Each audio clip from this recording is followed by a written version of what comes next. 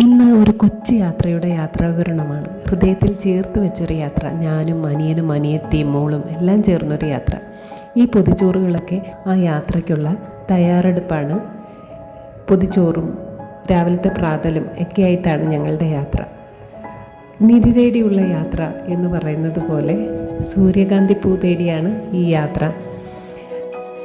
തെങ്കാശിയിലേക്കാണ് യാത്ര. പുനലൂരൊക്കെ കഴിഞ്ഞ് തെങ്കാശിയിലേക്ക് എത്തുമ്പോൾ ഞങ്ങൾ പ്രതീക്ഷിച്ചത് ഇവിടെ എല്ലാം സൂര്യകാന്തി പൂക്കൾ ഇങ്ങനെ നിറഞ്ഞു നിൽക്കുകയായിരിക്കുമെന്നാണ്. പക്ഷേ ഒഴിഞ്ഞ പാടങ്ങളും കൊഴിഞ്ഞ സൂര്യകാന്തി പൂക്കളും ഒക്കെയാണ് ഞങ്ങൾക്ക് കാണാൻ സാധിച്ചത്. കണ്ണെത്താ ദൂരത്തോളം ഒഴിഞ്ഞ പാടങ്ങൾ, നല്ല പൊരിഞ്ഞ വെയിൽ, ഒരു പൂ പോലും കാണാതെ തിരിച്ചു പോകേണ്ടി വരുമോ എന്നുള്ള വിഷമത്തിലും നിരാശയിലുമായി ഞങ്ങളെല്ലാവരും. എങ്കിലും ഒടുവിൽ ഞങ്ങൾ സൂര്യകാന്തി പൂക്കൾ കണ്ടെത്തി. അപ്പോൾ അതിനിടയിൽ പറ്റിയ അമളികളും രസങ്ങളും ഒക്കെയാണ് ഈ യാത്രയുടെ മനോഹാരിത എന്ന് പറയുന്നത്. അപ്പോൾ നമുക്ക് കാണാം യാത്രയുടെ വിശേഷങ്ങൾ. അങ്ങനെ കാലത്തെ പ്രാതലും ഉച്ചയ്ക്ക് ഊണും എല്ലാമായി രാവിലെ തന്നെ ഞങ്ങൾ തിരിച്ചു. എല്ലാ വർഷവും വിചാരിക്കുന്നതാണ് തെങ്കാശിയിൽ സൂര്യകാന്തി പൂ ഒന്ന് കാണണം. പത്രത്തിലൊക്കെ കാണുമ്പോൾ, ഫോട്ടോകളൊക്കെ കാണുമ്പോൾ വിചാരിക്കും.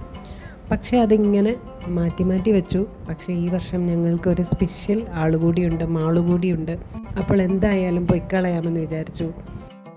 ഇനി സൂര്യകാന്തി പൂ കണ്ടില്ലെങ്കിലും ഞങ്ങൾ ആഹ്ലാദത്തിലാണ്. കാരണം എല്ലാ യാത്ര ചെയ്യുക എന്നുള്ളതാണ് ഞങ്ങളുടെ ഏറ്റവും വലിയ ലക്ഷ്യം. കൊച്ചുകുട്ടികളെപ്പോലെ തന്നെ ഉത്സാഹത്തിലാണ് എല്ലാവരും. സ്ഥിരമായിട്ടുള്ള കളികളും തമാശയും പാട്ടുമൊക്കെ ഉണ്ട് യാത്രയിൽ. അതിനിടയിൽ ഒന്ന് ചെറുതായി വയറ് നിറച്ചിട്ടാവാം ഇനിയെന്ന് ഞങ്ങൾ നിശ്ചയിച്ചു. നല്ല ഹോട്ടൽ തപ്പുന്നത് പോലെ ഞങ്ങൾ കട്ടനും ബ്രെഡുമൊക്കെ അടിക്കാൻ നല്ല സ്ഥലം തപ്പി ഇങ്ങനെ യാത്ര ചെയ്യുകയാണ്.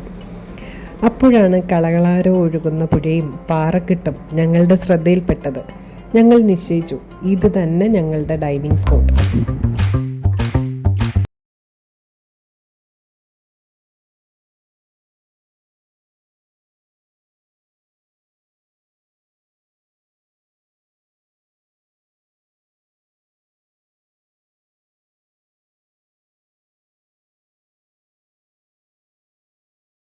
അങ്ങനെ ആസ്വദിച്ച് പ്രാതൽ കഴിഞ്ഞു. കട്ടുറുമ്പുകളുടെ കടി ഇടയ്ക്കൊക്കെ ഉണ്ടായിരുന്നു, എങ്കിലും സാരമില്ല, അവരും ജീവികൾ തന്നെയല്ലേ ഈ ഭൂമിയിൽ എന്ന് വിചാരിച്ച് സമാധാനിച്ചു.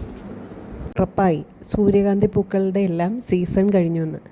എന്നാൽ തെങ്കാശി ഒന്ന് എക്സ്പ്ലോർ ചെയ്യാമെന്ന് വിചാരിച്ചു. അഗ്രഹാര തെരുവുകൾക്കിടയിലൂടെ ഇങ്ങനെ വണ്ടി ഓടിച്ച് അതിനിടയിൽ ഞങ്ങളിങ്ങനെ തമിഴ് ഡയലോഗുകളൊക്കെ പറഞ്ഞ് ഞങ്ങൾക്കറിയാവുന്ന രീതിയിൽ തമിഴ് ഭാഷയൊക്കെ പറഞ്ഞ്, കാരണം ഒരു തമിഴ് സിനിമ സെറ്റിട്ട ഒരു സ്ഥലത്തൂടെ പോകുന്ന പോലെ നമുക്ക് തോന്നുമായിരുന്നു. നല്ല വൃത്തിയായ വീടുകൾ, നല്ല ഭംഗിയുള്ള വീടുകൾ, പക്ഷേ എല്ലാം അടഞ്ഞു കിടക്കുന്നു. ഒന്ന് കയറി കാണണം എന്നൊക്കെ ഉണ്ടായിരുന്നു, പക്ഷേ ആരെയും വെളിയിൽ കണ്ടില്ല. അതുകൊണ്ട് തൽക്കാലം ഞങ്ങൾ ആ ഉദ്യമം ഉപേക്ഷിച്ചു. വേറിട്ട കാഴ്ചകൾക്കായിട്ട് ഞങ്ങളിങ്ങനെ യാത്ര തുടർന്നുകൊണ്ടിരുന്നു. അങ്ങനെ അപ്രതീക്ഷിതമായിട്ടാണ് ഞങ്ങൾ ആ കാഴ്ച കണ്ടത്. ഒരു സൈഡിൽ ഒരു മഞ്ഞ വെളിച്ചം, അതായത് മഞ്ഞ പൂക്കളുടെ കൂട്ടം ഒരു സൈഡിലായി കണ്ടു. കാടും മേടും ഒക്കെ കടന്ന് ഞങ്ങൾ വളരെ വൈതരണികളൊക്കെ കടന്ന് വണ്ടി നിർത്തി അങ്ങോട്ടേക്ക് യാത്ര തിരിച്ചു. അപ്പോഴാണ് കണ്ടത് അത് സൂര്യകാന്തി പൂവല്ല, പക്ഷേ ജമന്തി തോട്ടമാണ്. നല്ല ഭംഗിയുള്ള ജമന്തി തോട്ടം.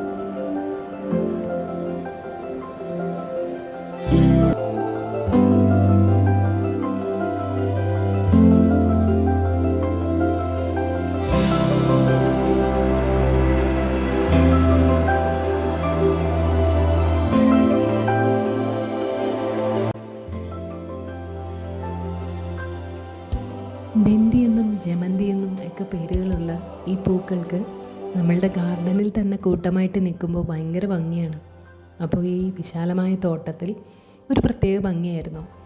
പിന്നെ എടുത്തു പറയേണ്ടതൊക്കെ ഒരു കാര്യം, കാറ്റായിരുന്നു താരം. ഞങ്ങളുടെ കുടയൊക്കെ പറത്തിക്കൊണ്ടത് പോകുന്നുണ്ടായിരുന്നു.